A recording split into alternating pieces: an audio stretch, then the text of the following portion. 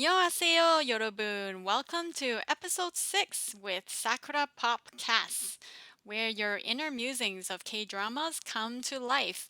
Please like, favorite, and subscribe. I'm Jackie, and join with me is my co-host Bonnie. Hi, everyone. Hi, Jackie. I'm sure we will have another fun recording day.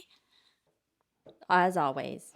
And I'd like to spend this episode veering a little bit away from our conventional analysis and talking about specific shows or giving ratings to shows, primarily because I haven't watched too many episodes of any one particular thing this past week.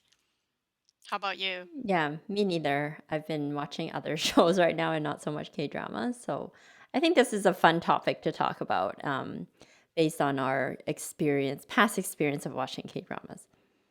Yeah, that's right. And it'll be fun for our listeners too. Last week, we talked about watching the airs and we made some comparisons with Startup. And then I made a recommendation for While You Were Sleeping. And after the recording, I was thinking about just something interesting that tied all of these shows together. And I feel like today we can expand on this topic of romance and of love in K dramas and how it's represented, what we like to see, what we don't like to see. Yeah, I mean, I C'est think l'amour. I think a lot of K dramas, even if it's not meant to be a romance or a romantic drama, like startup was supposed to be more techie, but there's still a lot of romance in it for someone who, like my husband, doesn't know that that's just how K dramas are. It's a huge, huge aspect of K dramas. So for us to focus on it, I think would be, it says a lot about the show itself too, even though you said we're not supposed to rate the show. I think we will end up talking about that. The best depiction of romance, I think, that I've seen so far is Crash Landing on You. We already gushed about it plenty in a couple episodes back, Hmm. but I think we can give them another highlight. It's the chemistry between the leads, and I like the set. Oh, my favorite scene. I want to talk about my favorite scene. The hospital scene Hmm. when is it Yeri, right? Hmm. Son Yeri. She made her escape from North Korea the first time and it landed them all in the hospital, Yeah. and then they shared that really nice, like, extraordinary romantic moments in the rain, just outside the hospital entrance, Right. and I was like, wow, I was blown away. Yeah. I think the good thing about like Korean dramas romantic setup is that they set it up really well, with like the rain and the music, the soundtracks are always so good and it matches the And moment even what they're perfectly. saying. Mm-hmm. The script. Yeah, yeah, that's right, it's not overly cheesy. No. It's kind of like it's and what they're not saying as well, Yeah. If you because she talks more than Hyun Bin talks. mm-hmm. So, she's like saying her piece and about how worried she is. And Hyun Bin, our Captain Ri, is quietly listening and absorbing it in. And he's thinking about her at the same time. And it just shows on his face. It's so wonderfully done. So props definitely to the actors and props to the writers who set the premise for it. Um, I do like, I do enjoy my dose of K-drama romance when it comes in the form of our leads not being on the same page in the beginning. Yeah, that's As predictable. in they have personality clashes, or maybe they're even like enemies. to an extent. Like they really don't like each other, or they're very wary and suspicious of each other at the beginning of the story. So we have that in Crash Landing on You. That's true. We have that in While You Were Sleeping. Oh, yeah? Yep, definitely. Spoilers. Um, No. nah, it's from episode one. Okay. Full House. Yep. That's really fun. That was very fun drama. Very fun. And then a whole bunch of other ones Mhm. like starts off like that. And I like it. It's cute. I Yeah, it is. And it shows that maybe I'm thinking like why does this look so attractive to watch? Like when couples get together uh, after they smooth over their differences, and I think it's because of the process of needing to smooth over differences, right? To try to get on the same page as somebody else, it it essentially means that you have to like put yourself in the other person's shoes. You have to be compassionate and try to understand the opposite perspective. And you have to like share challenges and solve problems together. Yeah. I think it's the change in, so it's not just one dimensional.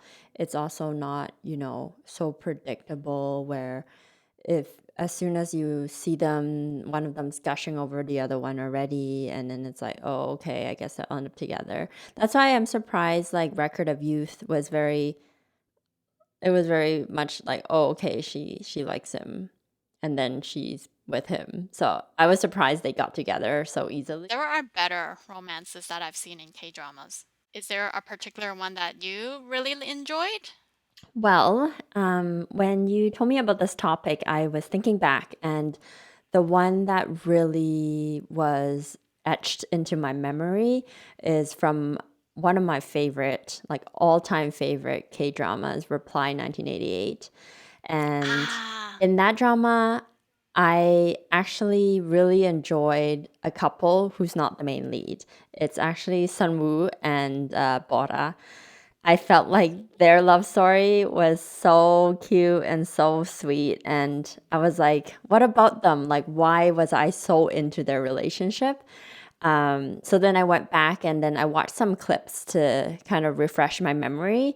And they, when they kind of fit your storyline too. She wasn't into him. She was like, no way, I'm not dating you. Um, but then eventually they got together. Sorry, spoilers. But if you look back to their first kiss together, it's intense. For a K drama where everything's kind of muted. They had a passionate first kiss, and even after that, every other time when they showed how much they loved each other, and then they would kiss and things like that, they did not hold back. So that was really different, I think. I don't know if you remember those scenes. I don't actually remember the kiss scenes, but I do remember feeling like these two are in a committed, deep relationship. Mm-hmm. And it's subtle because there's a lot more overarching plot things that are going on Yeah. in the rest of the story. And so, you don't see it kind of up front and center. And that's also partially because both of them were keeping it from their families. So nobody knew but themselves, and nobody's even suspected them. Mm-hmm. But, I like how it's like they never wavered, like throughout the years of liking each other and through the hard times. I mean, they Yeah. did waver. That's I why they were felt apart for a bit. Oh, okay. Sorry. I don't remember. It's okay. I'm in love with the show, so I know everything about it. And I also rewatched some scenes They're the best couple though from from that Reply show. 1988. Yeah, I Yep. agree.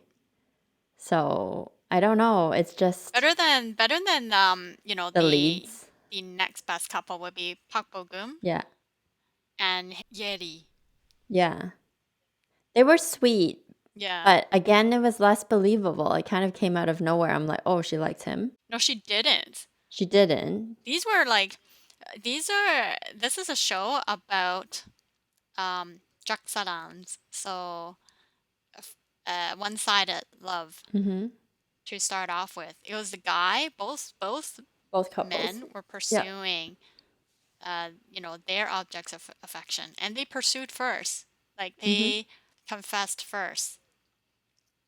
And then and at some point, uh the ladies responded and they reciprocated. Mhm.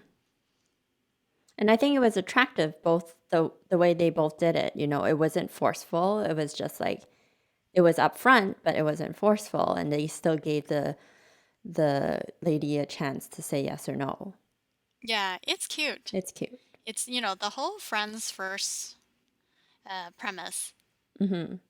Speaking of friends first, do you believe in that? Like, do you think, based on both watching K-drama and on personal experience, is there such a thing as love at first sight? And Um, if K-dramas mhm. try to portray it, because I've seen it a few times when they've tried to portray that literally two people, like they come together Mhm. and it's like, pow, they see each other. I'm trying, like, I'm like racking my brain to try to think of the ones where it's love, where you can categorize it as love at first sight. And I wonder if like the Airs and Boys Over Flowers will work as that. Yeah, I can see elements of that. Even with Because, okay, yeah. in Boys Over Flowers, she beat up the Mhm. guy, and that got his attention. That's like one instance, Yeah. right? And then Airs, similarly, she was disheveled and then he fell in love with her. This disheveled Yep. angel, you know. There is a parallel that you can draw between these two dramas, The Heirs and Boys Over Flowers. They both take place in high school. Mhm. So it's not love at first sight. It's infatuation Right. at first sight. Puppy love. Yeah. Yeah, that's right. Yeah. And then, if you're watching dramas where the cast is portrayed as being older, Mhm. say in their mid 20s or older, it, the cast is mature enough to not fall into infatuation stage. Mhm. That's what I like to think, anyways. Like, that's the trend the pattern that I feel like I see. Yeah, the more mature kind of So it's understanding. probably an age. Mhm. Yeah, so it's tied, like, I wonder if I can write off Boys Over Flowers and The Heirs because it's just tied to that adolescent stage where, kids don't understand their feelings. They just see kind of something that they like, and it's, I want that instant gratification. Mhm. Yep. That makes sense. Yeah, because I definitely don't see many other dramas pull this off. That's true. Not that they pulled it off. I don't like it. Yeah. I really don't like it. I've watched both of these dramas from beginning to end, but I'm pretty sure they were guilty pleasures. Yeah. Agreed. And last episode, we said that we don't like the approach where the guy is, how would you say it delicately? I'm not going to use the term like forcing himself on somebody because that implies a much more serious offense. Mhm. But it's more like, I don't know, openly projecting masculinity Mhm. Sure, that's a good way to put it. on the female object of desire. Like, there are lots of scenes in these two shows that where they default to that. Like, this is how the guy expresses himself. He's all like tough Mhm. on the outside, Mhm. and he wants to like protect them, or he's mad, or he's jealous. Yeah. So he's gonna pound his fist into a wall and be like, "Hey." I think it's very like manga or like comic strip like, where it's very grand gestures to show like I'm manly versus to be an attractive kind of masculinity trait for me, I prefer to see them protect, the lady that they like, or not necessarily protect because that's very sexist, but like, to care about, Guard? yeah, care Care? about Yeah, okay. the person that they like in a way that's not so like in your face, because there are many other romance shows where they show the guy is very caring and kind of supporting their loved one without doing that. Considerate. Yeah, Yeah. Yeah, they're not forcing their brand of love on somebody else exactly. You can do it quietly in the background, and I in the think that's more background. attractive. I was trying to figure, like, I was doing a little bit of background research about where this comes from.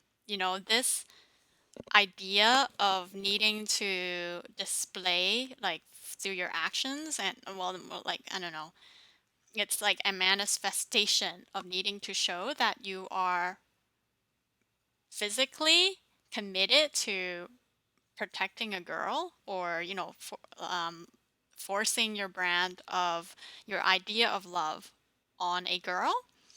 And it seems to stem primarily from 2014 and 2015, these 2 years. So there's something called kabedon. That's a Japanese word. Mm-hmm. Kabe means wall, and don is a sound effect when somebody slams something into the wall. Okay. Like dun dun dun, Mm-hmm. like ergo kabe don. Like it's a thing. Mm-hmm. It was actually like some sort of like a cultural or meme, like cultural phenomenon or meme that somebody picked up and decided to name it because it happens so often in the media. So I'll explain what a kabe don is. It is the action of a guy placing one or both hands on the wall to pin a girl who has her back facing the wall. Oh my. Can you imagine it? Like, can you Yeah, visualize it? I can totally see that. I'm sure Lee Min Ho and Won Bin both did that to Park Shin Hye Yeah. in The Heirs. It is used to look cool and to converse intimately with the girl. Besides being flirtatious, kabe don is also used to express anger and frustration. So if you're suddenly jealous or you're frustrated, then bam, fist against the wall and pin the girl back Yeah, that's not okay, but and start saying, yeah, start saying things, making grand gestures and statements. oh boy. According to this article, the intent is that the close proximity is enough to make a girl feel shy and excited. And that this is a key moment where the guy can whisper sweet nothings, usually of the cheesy, dominant kind, into the girl's ear. What do you think about that? Terrible. I can totally see that, in shows that I've watched in the past, and it's always made me feel like, ew. It, S- it makes me feel like mortified, yeah, right? For the girl uncomfortable. and for the whole scene and for everybody Yeah, in that scene. Like, God, why do you have to go there? That is completely unnecessary and unhelpful. I'm glad that trend is over now. But it's not, and I don't think it's an actual thing that people did. So it's not a something that you see out on the streets. People didn't actually do this. It stems from shoujo manga Mhm. Mhm. and anime. Yep. So it's still super prevalent in Oh, anime. yeah. Like almost every anime that I watch has some sort of kabe don moment or multiple kabe don moments in a series. So it's out there, like, it's people are writing about it, they are animating it. It must be highly amusing and it must set up, a sense of tension and thrill. Yeah. There's also a I condition mean, to it too. it's also like we are both we are both heterosexual female, so I'm wondering if maybe that is more of a thing for someone else, like a heterosexual male.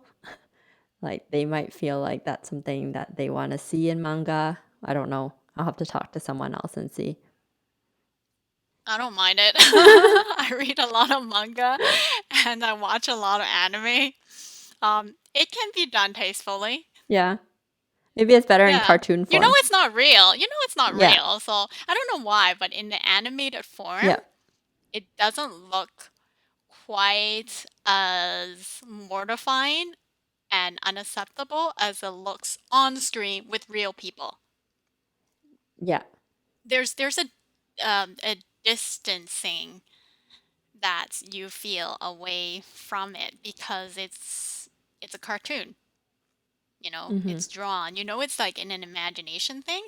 But I think if I see it, if you know, in person, if I'm out in the streets and somebody's doing this to somebody else, yeah, I will find that to be an unpleasant situation. Or even if I see it um in a performance style with real people as opposed to hand-drawn characters, Mhm. it will also feel really icky. Mhm. Yeah. Yeah, but for some reason, I don't know, in anime, eh, it's cool. Uh, there's also a condition for a successful kabedon, one that achieves, you know, that intense. You can't just like walk up to some random girl and do a kabedon. That is liable to get you arrested. Yeah. It's meant to be it's meant to be used with somebody who is already has some inkling of attraction to the guy and vice versa.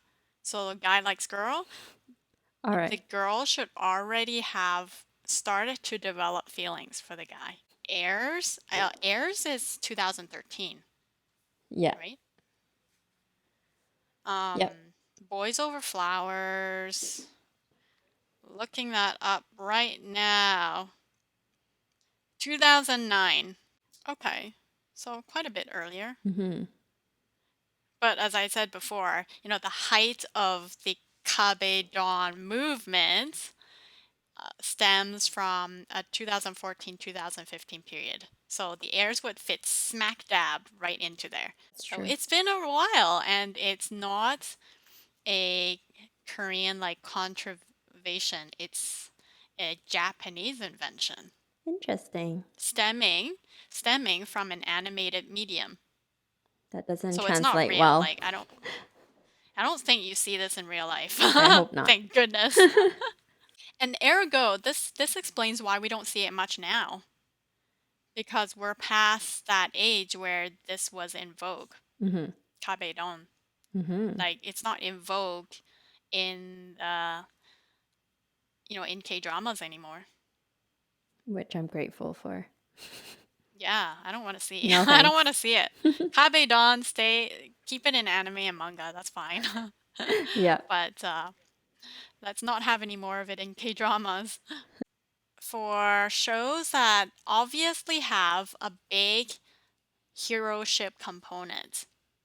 So where we have like who came from the stars, Legend of Ninetales, and Goblin, like all three of these fall into the supernatural category of K-dramas. And which means, you know, you with supernatural shows, with few exceptions, the male lead is the one who's got all the supernatural capabilities and comes to the female lead's rescue. Is this something that you find, you know, enjoyable to watch? Do you like it? Well, the thing is I haven't seen any of these shows. I've heard of them, and now I'm wondering, is the reason I didn't watch them because first of all, I don't like too fantastical things.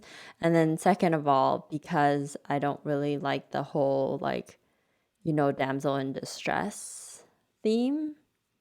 I mean, like I mentioned before, I don't think I mind if the guy is quietly um, looking after the girl in the background, but for them to be claimed the hero, I feel might be too much for me. I don't know Uh, what your thoughts are. Stereotypical, Yeah.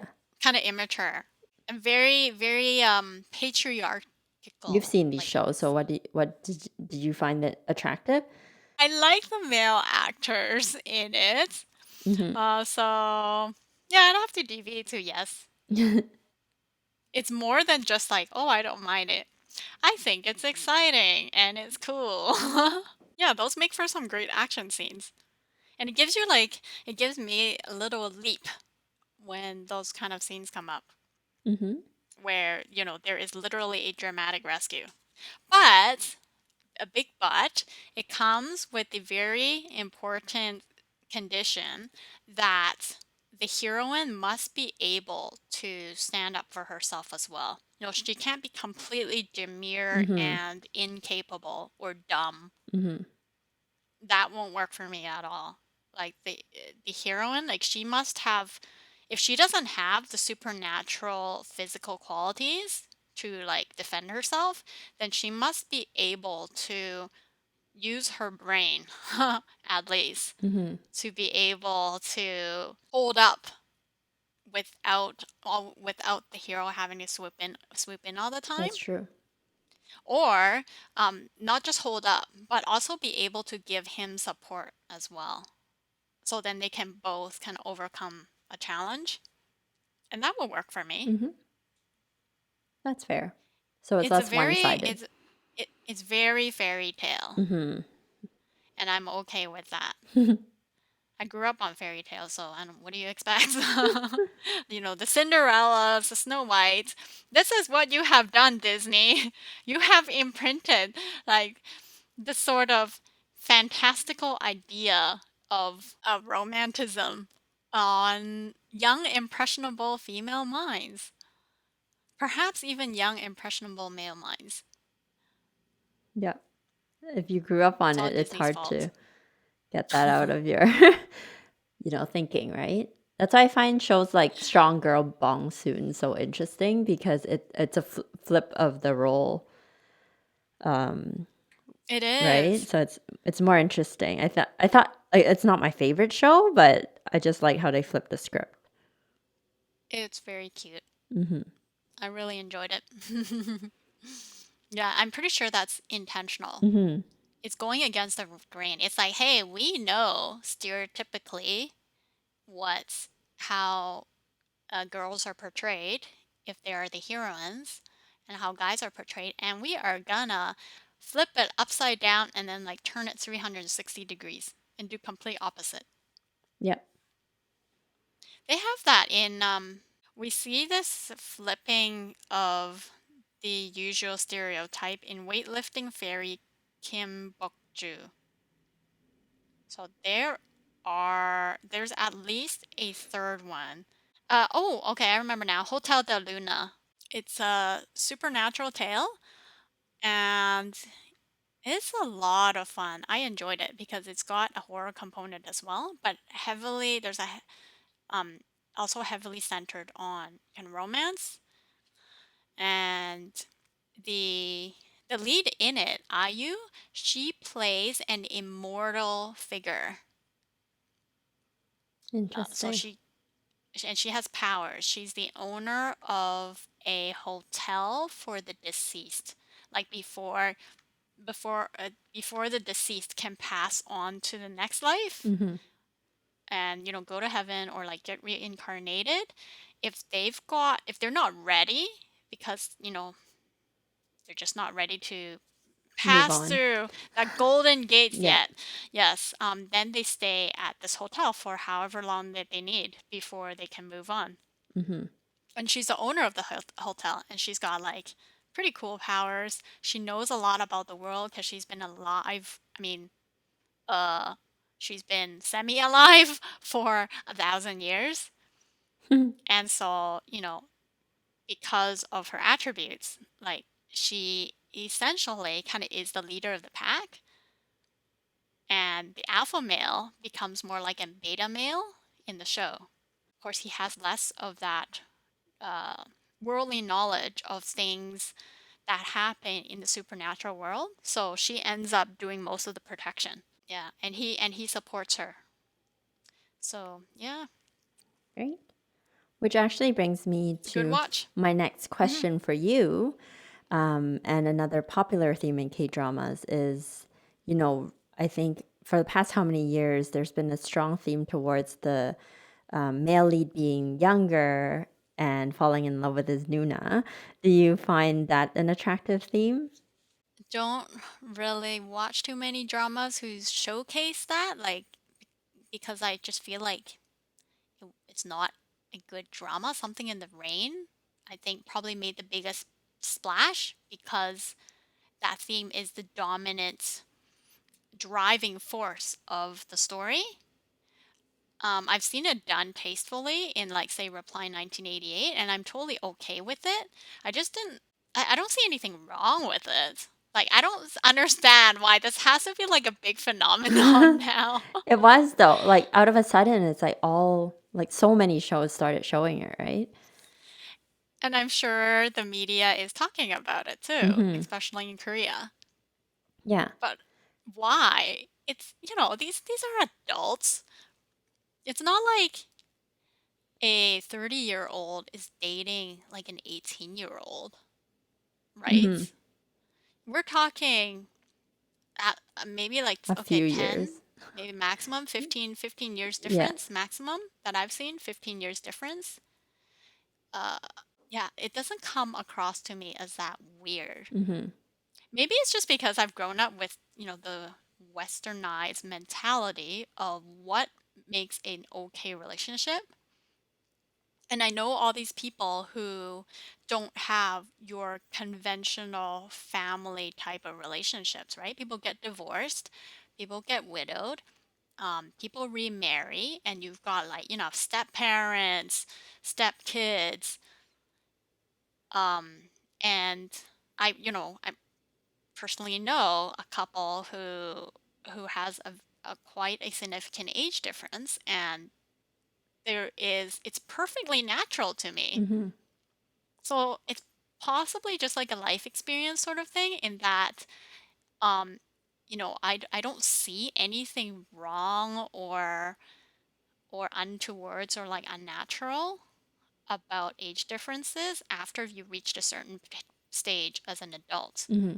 So it doesn't come across like, if it's depicted in K drama, it doesn't come across to me as, oh wow, this is something that's totally novel. Mm-hmm.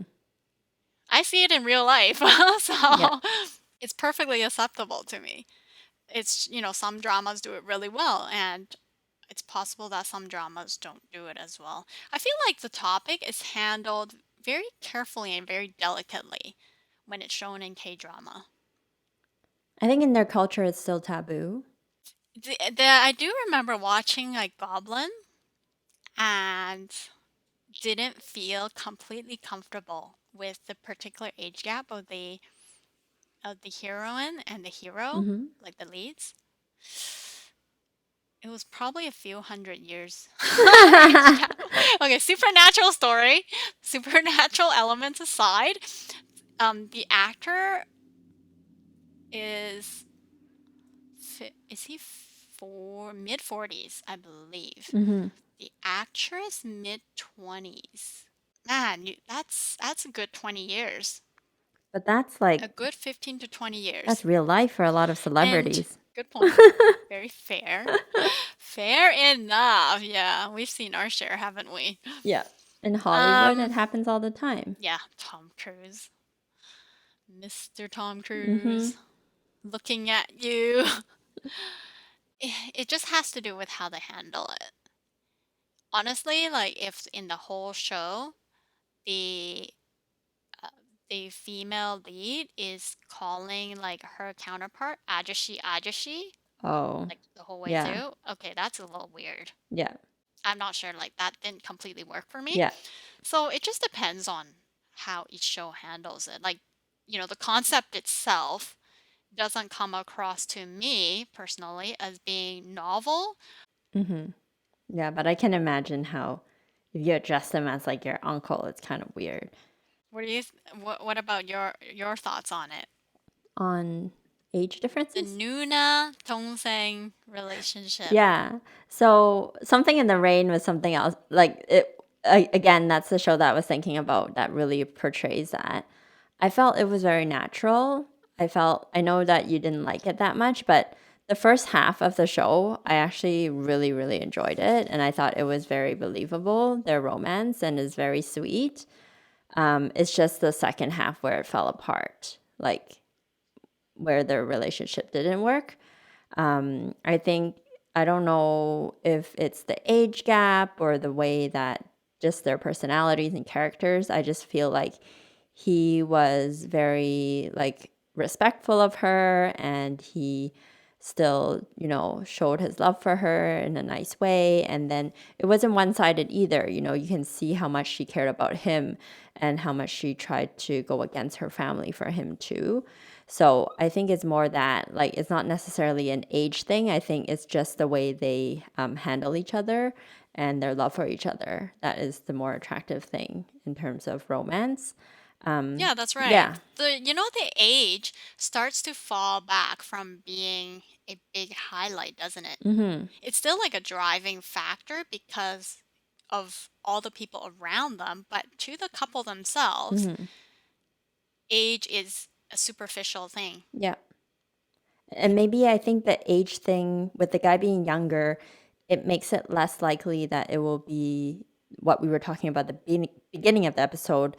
I forgot what it's called already, but it's less likely the guy's going to use force on the girl Yeah, because he'll always no have that the cabedons there. caveat. Yeah, that it just doesn't work in that type of relationship, right? So maybe that's why Hmm. it protects you from having to deal with that.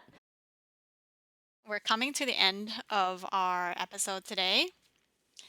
Let's end with picking our favorite kiss from a K drama and the worst one. Hmm. I'm ready with my picks. Okay, go for it. Crash landing on you. I give you the props for best kiss I've seen in a K drama. And this is all of their kiss scenes. No particular one you like more? The hospital. First kiss is always best, of course. And the dubious honor for the worst kiss, I dub to. I give it to Who You Came From the Stars. Oh my god, I don't know. Jun Ji Hyun and Kim Soo Hyun had like the most strangest, unnatural first kiss ever. It's the way they lean towards each other. You've got to watch the scene to see. It's just bizarre. Like I don't think their lips even touched. It seems like. Look up the scene where Jun Ji Hyun declares that she is the 7-second fairy and be ready for the biggest cringe of your life. Okay, your turn. I gave away my favorite again. So it was that scene in Reply 1988 between Sunwoo and Bora. Their first kiss and their later kisses. I think it was very realistic and believable. Compared to General, I think worst kiss, I don't know. I guess I would choose Air's, their kisses where he just like forces himself on her and she's just like a dead fish. Um, she's like not moving. It's just, how a lot of K drama kisses Oh are literally my god. them just pushing their lips against each other. There's no passion and no love at all. Right. It's like that. Right, like when you're playing with, two stuffed Yes, animals and you're like, "Let's you make the push kiss." them And you just together. like smush them on on top of each other. Yeah. Yeah. So those type of Yeah, kisses, you're right. you know, are not as enjoyable. That's hilarious. I wholeheartedly agree with you. And when I was doing my research on K drama kisses and things like that to just try to refresh my memory, a lot of people actually dub like Park Shin Hye the worst kisser in K dramas. Oh yeah, she's pretty bad. So it's not just me Pretty bad. who thinks that. I heard she's getting Yeah, better. pretty So bad.